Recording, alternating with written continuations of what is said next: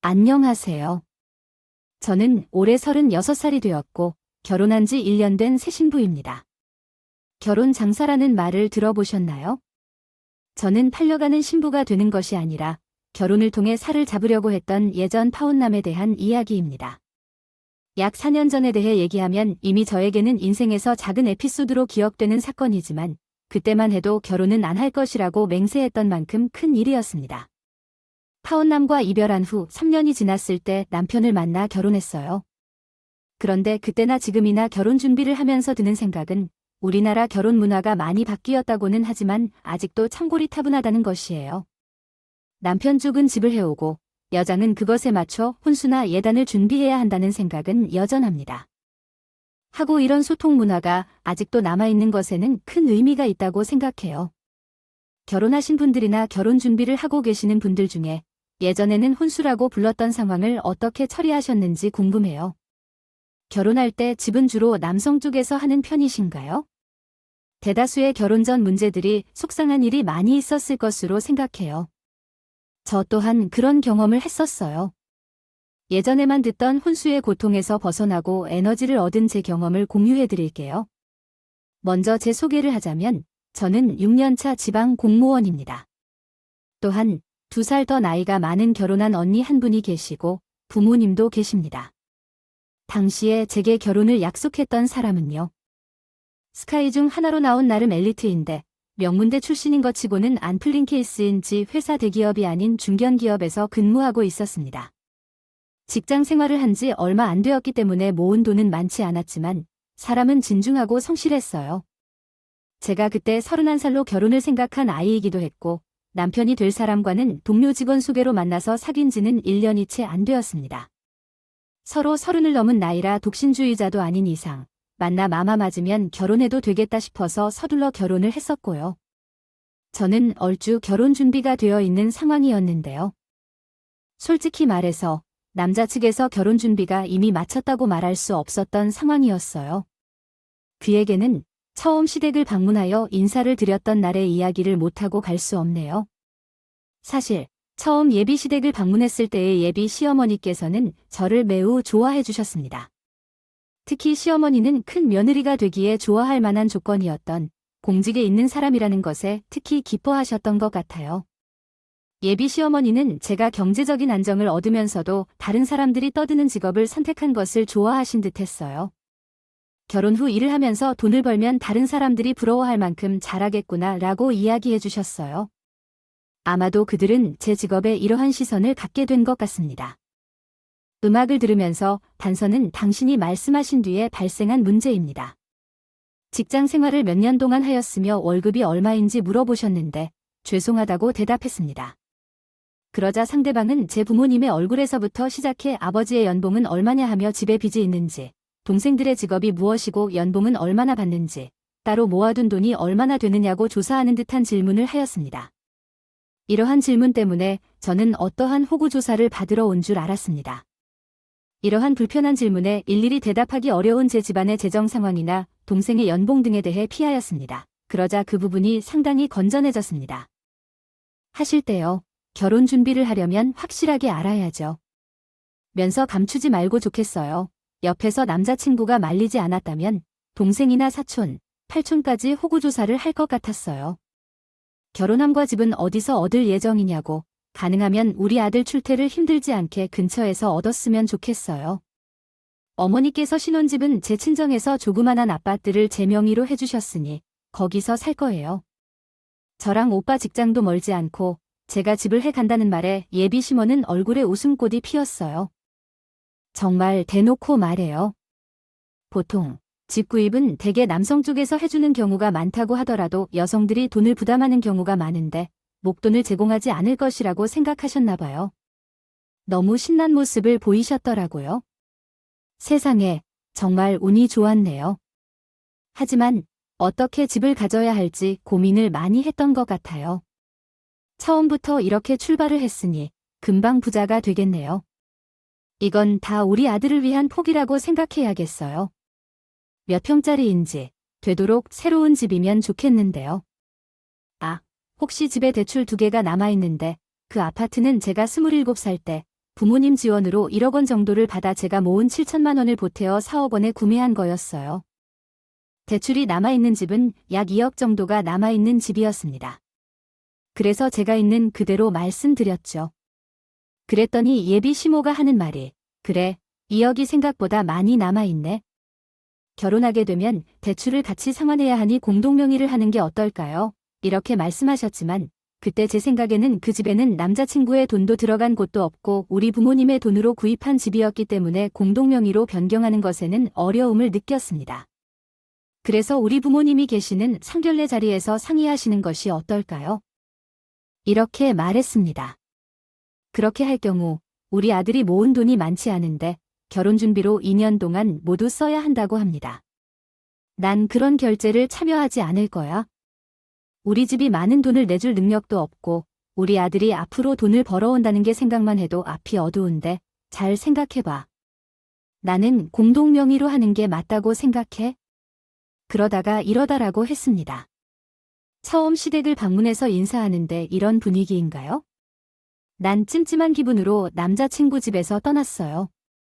남편이 앞으로 돈을 벌어오면 다 내 것이 되니 공동명의로 집을 사라는 건 또 무슨 얘긴지. 그리고 난 다 남버리나요? 저도 돈을 벌어오는 입장이기는 한데 아들이 벌어오는 돈만 대단하다고 생각하시는 것 같아서 기분이 좀 그랬어요. 저희 부모님께 그날 남자친구 어머니가 하신 말씀 그대로 전하였는데 집을 공동명의로 하시는 것에 동의하셨습니다. 나중에 우리가 함께 돈을 벌어 새 집을 사게 된다면 그때는 알아서 하라고 하시면서요. 9월에 부모님께 인사드리고 2달 정도 상견례를 진행하기로 날을 잡았습니다. 저는 상전의 전해도가 되기 위해 예비 시댁에 몇 번 더 가보았는데 갈 때마다 과일이나 고기, 옷과 같은 것들을 꼭 챙겨가서 절대로 빈손으로 가본 적이 없습니다. 항상 예비 시댁에 예에 바르게 대해 왔습니다. 행동했고 1, B씨 모두 그때마다 실인지를 내쉬지도 않았고 딸처럼 잘 돼 해주셨습니다. 그런데 상견례 날을 한 일주일 앞둔 어느 날 예비 시어머니가 남자친구를 통해서가 아니라 저를 따로 집에서 보자고 부르셨습니다. 저는 아무 생각 없이 예비시 못되게 방문했고요. 그런데 저한테 주실 때 있다고 하시고 서는 종이 한 장을 건 넣으시는 겁니다. 그건 다름 아닌 제가 열 혼수 목록을 적어주신 거였습니다. A4 용지 가득 적어 놓으신 것을 보고 솔직히 좀 놀라웠습니다. TV에서나 볼 법한 일들이 제 앞에서 일어나고 있으니 말이죠. 천천히 종이에 적힌 물품들을 읽어주세요. 보고 기절할 뻔했습니다. 물품 하나하나를 어디에서 사야 하는지도 다 적혀 있었습니다. 가구는 이탈리아 수입이며 오매 밑바닥에 대리석을 깔아야 하고 다른 것들도 무조건 고급 제품들로 적혀 있었습니다. 게다가 남편의 차마저 아닌 시어머니가 되실 분께 차마저 사달라고 적혀 있었습니다. 저는 귀한 집안에서 자란 사람은 아니고요. 명품과는 거리가 멀어요. 제 아버지는 작은 사업을 하셨고 어머니는 회계사였습니다.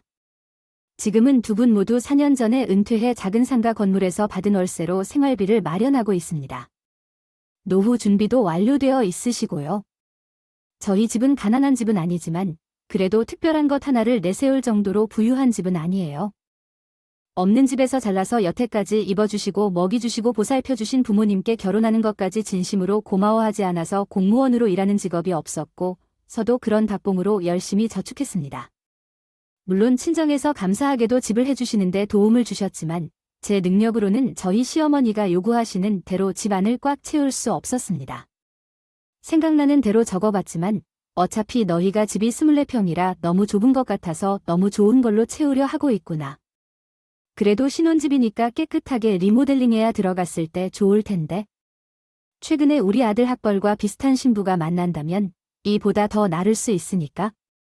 아마 당신이 말하고자 하는 내용은 다음과 같이 수정될 수 있습니다. 알겠지만 당신의 상황에 맞추어서 적어보았습니다. 이러시겠지만 제가 말씀드렸듯이 어머니, 제 능력으로는 이 모든 것을 할 수 없을 것 같아요. 내가 모은 돈은 4천만 원뿐이고 집을 해오는 대신 예단과 예물 등을 생략하고 오빠가 혼수란을 가져오는 것으로 미리 언급했어요. 이것은 오빠와의 상의 후에 저에게 말씀하시는 건가요? 그랬더니 더욱 화를 내시는 것 같습니다. 아들이 모든 것을 산다고, 그렇군요. 어차피 내 집은 콩떡 모양이 안 날 것이라고 그랬다면 그럼 내가 결혼할 때 가져오는 것이겠지요.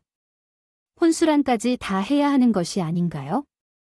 아들의 월급이 아주 많이 늘었단 말이로군요. 그 합벌이 앞으로 회사 임원까지 될 것 같아서 아리랑 법 있나요? 그럼 내가 프로보다 훨씬 더 벌게 되겠지만 이렇게 폐하이면 그냥 나중에 다 퉁칠 생각하지 말아야 할 것 같아. 우리 아들이 모은 돈은 있지만 결혼 비용에는 사용하지 않을 거야. 일어났어요. 저는 부모님과 상의해보겠지만 어머니의 원하시는 대로는 제가 못 이루겠어요. 남자친구와 함께 상의한 뒤에 답변을 드릴게요. 학은 나왔어요. 기분이 정말 더럽습니다. 자식이 얼마나 잘 나왔다고 합벌을 내세우며 이후 급여까지 언급하며 장사하는 것 같아서 정말 생각해보면 제가 받은 혼수 목록을 가지고 저희 부모님께 가서 어떤 일로 하고 싶었는지 말씀드리려고 했어요. 하지만 제 기분이 나빠서 남자친구에게 먼저 이야기했습니다. 오빠, 어머니가 나에게 이런 혼수 목록을 주셨어요. 혹시 알고 계셨나요?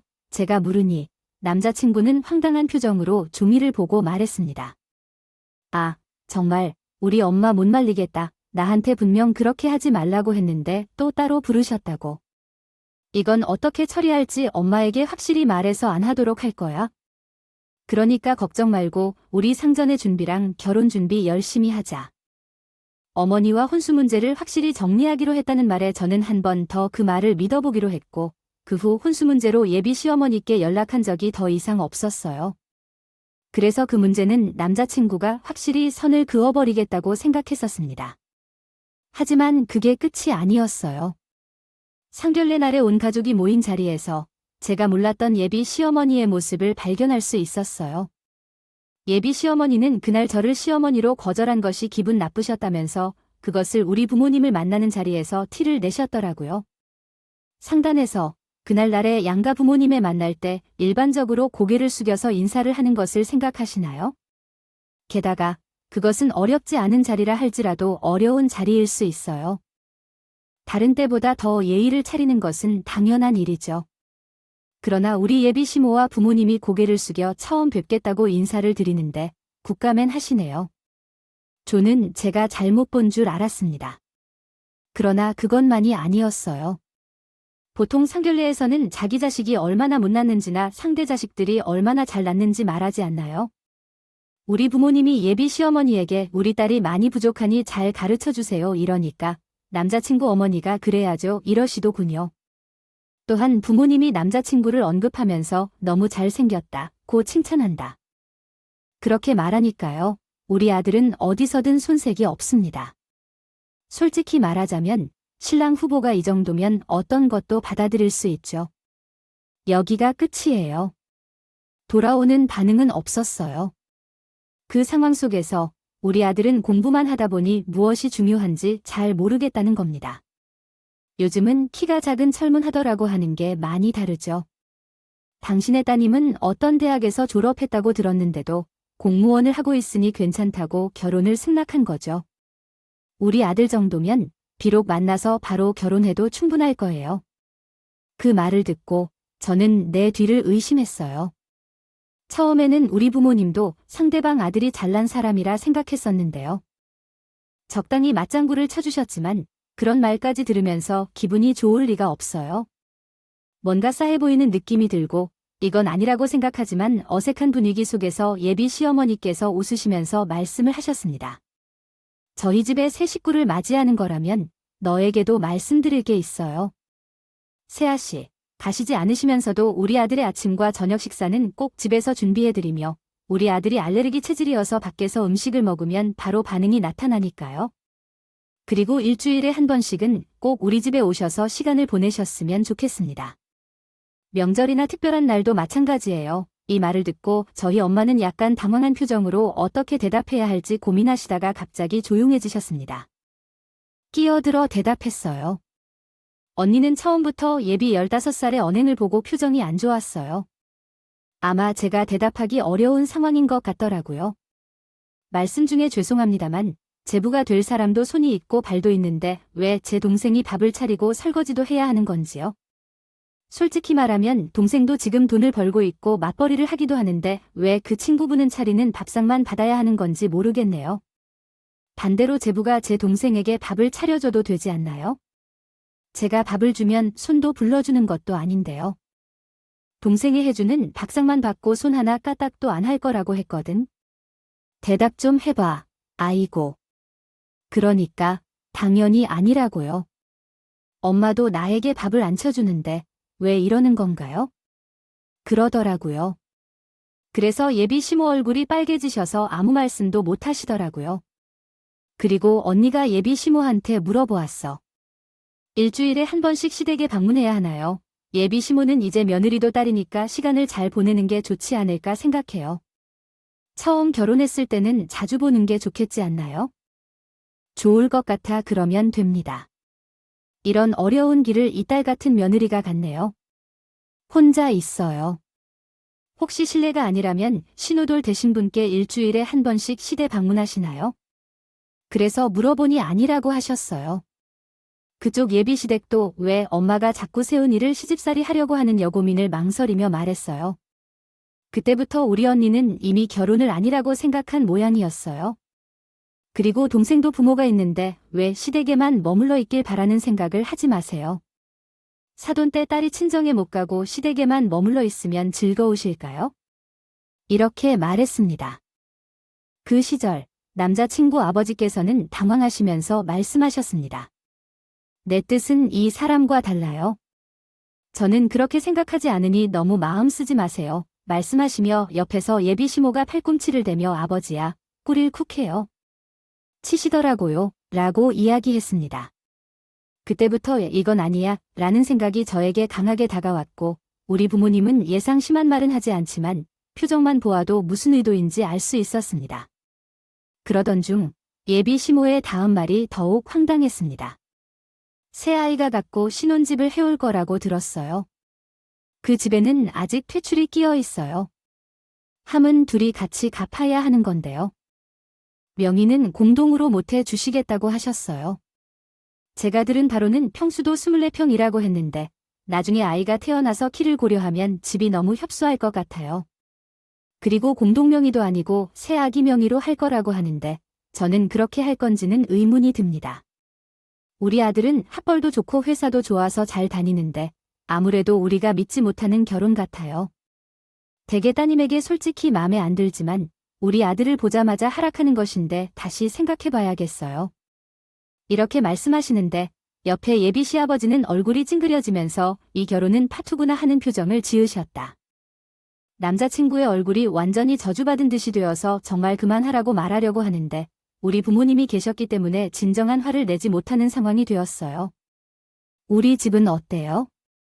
우리 부모님은 정말 황당한 얼굴을 하고 계셨고 그 소리를 듣고 저희 언니가 물었습니다. 공동명의 안 해주는 게 불만인가요?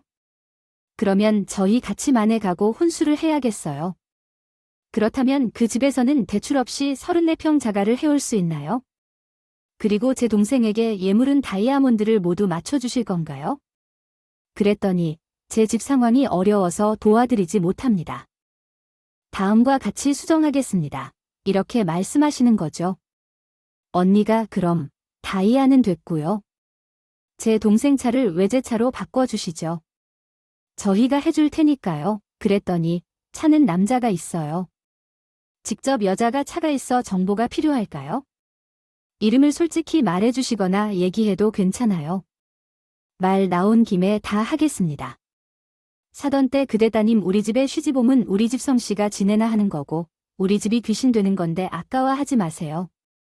용모집은 어차피 크게 가서 해오기로 한 거니까요. 그리고 제가 일전에 세아가 통해서 혼수랑 예단 목록을 청해 보낸 게 있습니다. 그것을 보시고 맞춰 주시면 될 것 같네요. 일어나셨습니다. 언니, 무슨 아들을 가지고 장사하는 것도 아니고 누가 듣더라도 대단한 집 아들이 장가가는 줄 알겠어요. 그러니까 그 집에서는 아들이 결혼하는데 얼마나 보태주시겠어요? 물었더니 집에서 따로 보태줄 돈은 없고 아들이 모은 2천만 원으로 결혼을 시킬 거라고 하더군요. 우리 언니는 그 말을 듣고 하하고 한숨을 쉬었고 저를 바라보는 눈빛이 이 결혼할 거냐는 느낌이 들어서 저는 고개를 절레절레 흔들었습니다. 그때까지 가만히 있던 저희 엄마가 말씀하시더군요. 그러면 우리가 그쪽 말하는 대로 집 해드리고 예단도 해드릴 테니 그쪽에서는 우리가 해주는 집값의 10%로 예단비를 돌려주셨으면 하는데 하시네요. 4천 돌려주시는 걸로 하시죠. 그리고 그대가 드시는 시계는 롤렉스 해드릴 테니 저희 딸에게 반지 해주세요. 다이아몬드 1캐럿으로 해주시고 목걸이는 20푼 8질 10돈으로 해주시고요. 저희가 집을 갖게 되면 혼수는 도의적으로 그댁에서 채워주시는 게 맞습니다. 가구는 제가 고른 수입 가구로 채워주세요. 가전제품들도 일라체 가구할 테니 그것들로 채워주세요. 저희 딸이 가는 집값에 비하면 무리한 요구는 하지 않겠습니다. 하고 고상하게 말씀하시더니 예비 시부모로서는 목과 얼굴이 막 잡아당겨지며 말씀하시고 솔직히 그대 따님이 우리 아들을 위해 키울 것인지 묻고 싶습니다. 학벌이나 직업은 물론 키도 중요하지 않죠. 그리고 방금 전에도 또는 2천이라고 말한 적이 있었죠. 하지만 이제라도 예비 시부모님이 요구하는 건 조금 어렵다고 느껴지네요. 전에 말했듯이 결혼 문제를 다시 한번 심각하게 고려해봐야 할 것 같습니다. 제가 자식에게 미약한 마음을 가지고 있는 것 아닌가 하는 말씀을 하시는데 제가 백수는 아니고 직업도 있습니다. 계속해서 학벌의 중요성에 대해 언급하시는데 제가 서울의 중위권 대학을 졸업했습니다. 물론 키에 대해서는 조금 부족하지만 제 아들은 183cm이고 훤하군요. 하지만 우리는 키나 외모에 대해서는 한 번도 지적해본 적이 없으며 서로를 신뢰한다고 생각했었지만 예의에 어긋난다는 생각이 들었습니다. 우리 어머니는 이미 이 결혼이 안 될 거라고 생각하셨고 그렇게 말씀하셨어요. 언니는 제게 그 자리에서 너 이 결혼할 거야? 라고 물으셨습니다. 그리고 우리 집은 아들은 없지만 한마디 할게요. 그 집에서는 잘난 아들일지 모르겠지만 저희 쪽에서는 그분이 드시는 그리 좋은 조건은 아니에요. 아들 가진 새 그렇게 부르시는 거 아닙니다. 라고 대답하고 저희 가족에게 가자고 하셨어요. 서로 기분이 불쾌해질 상태로 양가 어른은 제대로 인사도 하지 않고 헤어졌습니다. 집에 오는데 언니는 이 결혼 꼭 해야 하냐? 고 하면서요. 결혼을 하면 내가 지옥불 구덩이로 떨어지는 것 같다고 하더라고요. 엄마는 한숨을 쉬며 오늘 그 집 어머니를 만나 정말 화가 나라고 했어요. 엄마가 그 집 어머니가 그렇게 말해서 하나가 속상한 곳도 있지만 그분은 자기 자식을 생각하지 않는 사람 같았어요. 아니, 그 자리에서 신랑이 될 남자친구는 마음이 어떨지 아까 본 것 같이 아무것도 못 먹고 있더라고요. 자식의 마음 한편을 꿰뚫지 못하시는 분이라 엄마가 너무 화가 나고 속상해 보였어요. 너 결혼은 어떻게 할 건데? 라고 해서 엄마는 다시 울컥하셨어요. 우리 부모님께 굉장히 미안하다는 말씀을 했어요. 미안해요. 불쾌한 기분으로 집에 돌아왔는데 엄마가 저를 앉혀놓고 심각한 표정으로 말씀하셨어요. 너 결혼 꼭 할 거니? 엄마가 오늘 보신 그 댁 엄마는 보통이 아닌 것 같아요. 아니야. 무슨 결혼을 장사로 하는 것도 아니고 아들을 팔아서 이익을 챙기려고 한다는 거 아니야? 엄마는 듣다 그런 집은 처음 봤다며. 너 그 집에 대한 직감은 돈 때문에 들들 볶고 고생할 것 같아. 하지만 다 잘 생각해서 볼 일이 있어. 엄마도 그렇고 언니도 그렇다며 이 결혼은 뭔가 아닌 것 같다는 거야? 솔직히 제 생각도 그렇습니다.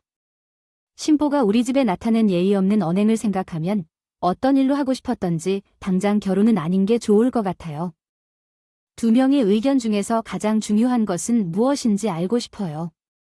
남자친구가 먼저 입장을 설명해야 한다고 생각했죠.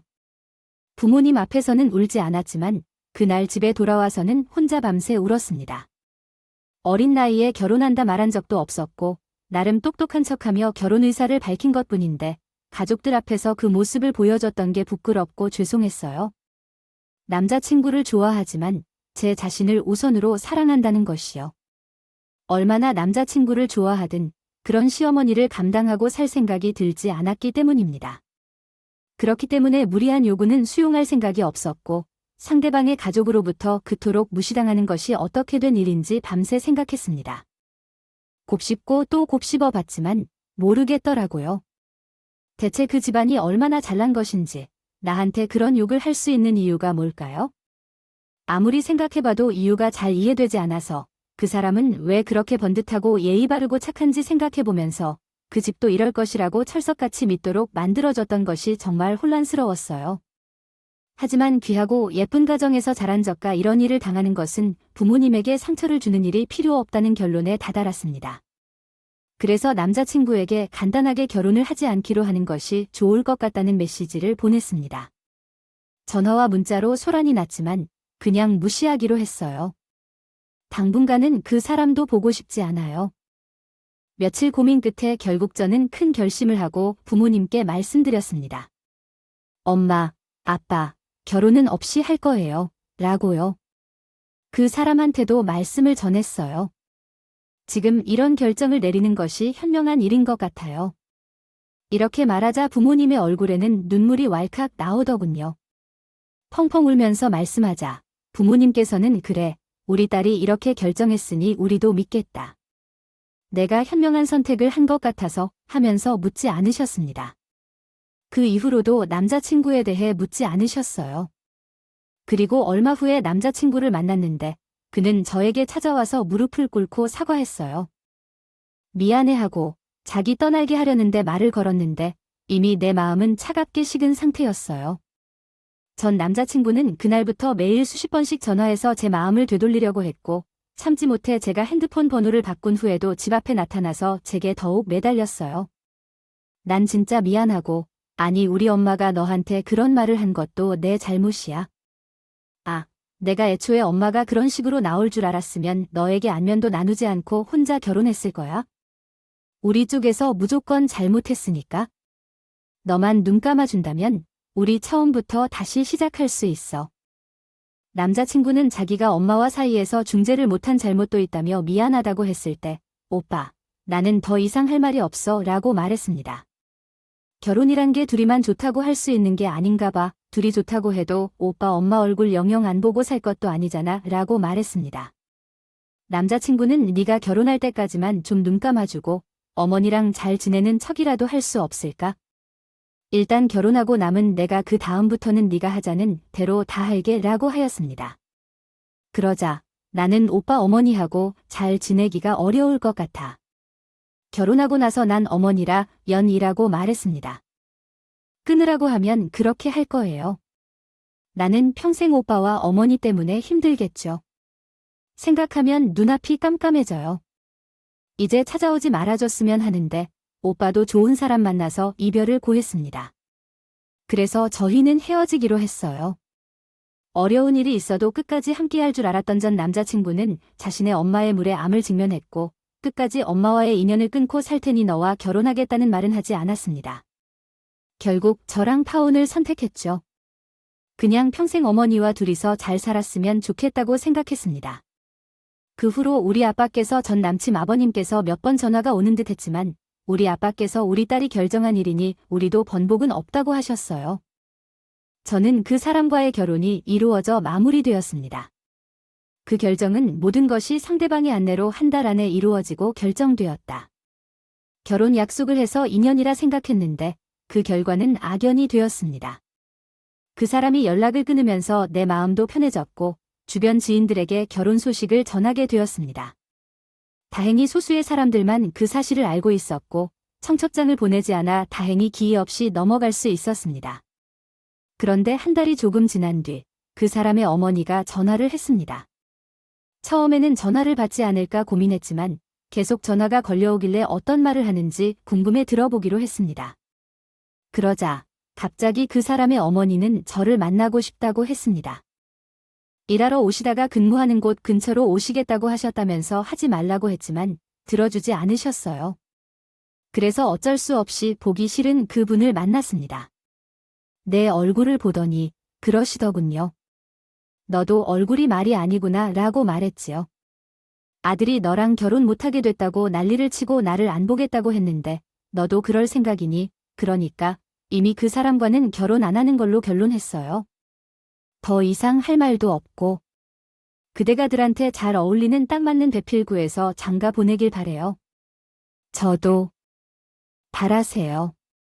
제가 일어서려는데 붙잡아와서 말한 것은 그 혼수 목록이라는 것을 다는 어떤 걸로 할지 테니 그냥 결혼을 하라는 말이었어요. 진명이는 너희가 마음대로 하되 내 부모님께는 내가 상경했을 때 실수했다고 잘 말해주겠다고 했어요. 생각을 해봤는데 그래도 너희는 1년 동안 만났고 이렇게 헤어지면 서로 좋은 사람을 만날 보장이 없잖아. 특히 너는 나이도 있으니 더 어려울 거야. 그리고 이 기가바이트 아무같이 대출 가여면서 칩을 넓혔을 때 공동명의로 할 수 있는 거니까 꼭 우리 집에서 손해를 볼 걱정은 안 돼. 너희 아들만 신랑 까뭐요. 만나 차에 앉히기만 했는데 그 사람의 어머니가 우리가 손해는 아니라 는 말을 들으니 갑자기 열이 나는 것 같아요. 결혼이 무슨 주고받는 거야? 왜 당사자의 의견과 마음을 철저히 무시하고 손익계산서를 따지는 건지. 결국 저는 찾아온 것인데 막상 따져보니 자기들이 손해라고 생각한 거죠. 요즘 결혼하면서 여자 쪽이 집을 가져올 수 있다는 경우가 흔치 않아요. 나아가 그 집이 낫다면 더 좋을 텐데 그런 것까지 계산하고 있으니까 정말 장사가 아니라고 생각되네요. 마지막으로 그분께 한마디 전하고 싶어요. 확실히 마무리 짓는 게 좋을 것 같아서요. 어쨌든 다시 보지 못할 것 같아서 말씀드릴 텐데 아줌마야, 다 잘난 아들을 팔아 결혼시켜서 얼마나 한탕을 하시겠어요 모르겠지만 그렇게 하시면 아들이 평생 창가에서 모습을 못 보게 될 거예요. 아마도 후회하실 텐데요. 아직 결혼시키려면 예전에 제게 하신 말씀 그대로 하셔야 해요. 제가 그냥 가려다가 정말 모르시는 것 같아서 속마음을 전하고 싶어서 말씀드리는 거예요. 아줌마야, 아들은 자기 앞길을 막는 엄마랑 끊을 수도 없고 얼마나 속상해할지 상상조차 못하셨겠죠. 아들이 잘난 건 제가 도 알아요. 근데요, 이 세상에는 아들보다 훨씬 더 잘난 여자들도 많다는 것을 꼭 알고 있어야 합니다. 그럼으로써 전 가보겠습니다. 전 마지막으로 한마디 하고 싶었던 것이었습니다. 그분은 돌아가는 저를 붙들고 어른한테 할 말 다 하는 못된 성격을 가진 여자라면서 방금 사과한다는 태도는 온데간데 없이 역정을 해주시더라고요. 저는 그를 붙잡는 손을 뿌리쳐내고 나왔습니다. 과정이 얼마나 힘들 수 있는지를 알 줄 알았어야 한다. 이분만큼은 아니지만 서로의 밑바닥과 더러운 치부를 다 보게 되었어요. 물론 내가 남자친구에 대한 사랑이 이 정도밖에 되지 않는 걸까 하는 생각도 들더라고요. 개 사실입니다만 사랑이라는 것은 잔인한 현실 앞에서는 모든 힘을 다해야 합니다. 나는 내가 다시 누구를 만나 연애를 할지 쉽게 결정하고 결혼을 할 용기를 내지 못해 그냥 싱글로 살기로 결심했었습니다. 주변 친구들이나 부모님들도 그것이 옳다고 하며 그 집에 시집갔었더라면 넌 말라 죽었을 거야 라고 말하면서요. 결혼을 진행할 필요가 없는 것이라는 것이죠. 솔직히 6개월까지는 정말 힘들었어요. 시간이 지나서 이제 조금은 괜찮아진 것 같을 때쯤 우연히 전 남자친구가 예쁘고 어린 새 여자친구와 함께 올린 사진을 보고 정말로 마음이 정리가 되면서 괜찮아졌습니다. 시간이 지나서 내가 34살이 되었을 때요. 그때 결혼에 대한 마음가짐이 많이 변했습니다. 결혼할 나이가 정해져 있는 것은 아니라는 생각이 들었고 가치관도 바뀌었습니다. 어차피 늦었는데 급하게 사람을 만날 필요가 있는지 생각했습니다. 자신에게 집중하며 지내니까 신기하게도 인연은 다시 찾아왔습니다. 그런데 결혼한 선배들은 결혼할 인연이 따로 있다고 이야기하더군요. 그 말이 확실히 맞더라고요. 파혼한 후에는 인위적인 소개팅 같은 자리를 깊이 다니던 터였지만 현재의 남편을 만나게 된 것은 제가 일하는 곳에서 만나게 되었거든요. 우연한 만남을 통해 그의 인연이 되어 만나 같은 부서나 직종에서 일하는 동료가 아니었지만 업무상으로 연결되는 일이 있었던 분께서 나를 매력적으로 여겨주시는 것 같았고 결국 인연이 된 것 같습니다. 저에게 도움을 주셨는데 그냥 유지해주는 관계를 유지하다가 서로 호감을 가지게 되어 결국 만났습니다. 현재 남편은 저보다 6살 많은데 자동차 센터 2곳을 운영하고 있습니다. 결혼이 늦어진 이유는 사업에 전념해야 했기 때문이라고 말합니다. 바쁜 일상으로 인해 결혼이 미뤄지다 결국 제가 나이가 어리지 않음에도 불구하고 귀엽게 여기고 예쁘게 대해주는 사람입니다. 지금의 남편 부모님은 그 지역에서 오랜 시간 동안 함께 살았던 분들이라고 합니다. 신사분들이 고운 땅 보상으로 부자가 된 분들이셨어요. 저는 그때까지 결혼을 할지 말지에 대해 많이 고민했었어요. 하지만 그 사람은 저에게 결혼은 이런 사람과 함께해야 한다고 확신을 주었던 사람이었습니다.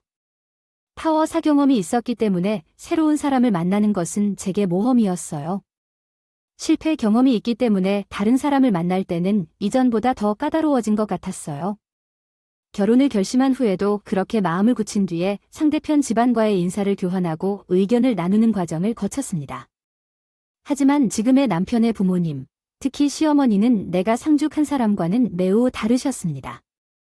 우선 제가 가진 것 없이 재산만을 바라보지 않으셨고 제가 집을 가져오겠다고도 똑같이 말씀드렸지만 그 언니가 결혼 전부터 갖고 있는 거니까 결혼을 하더라도 잘 관리하라고 했어요. 집은 우리가 도와주기로 했다. 그러세요 하시면서 시댁은 자 아파트를 주셨는데요. 내 돈도 좀 들었지만 그것도 감사하다고 하며 나중에 명예도 공동명의로 바꾸어 주셨습니다. 결혼 과정도 그전과는 달리 수월했습니다. 똑같이 만남을 했지만 양쪽 집안의 배려 속에서 서로 얼굴 붉히는 일 없이 무사히 인사를 했고 옛 이야기나 잊어라 혼수 문제도 우리의 의견을 우선시해 주셨습니다. 양가 부모님의 배려 속에서 결혼에 이 제 1년이 되었습니다.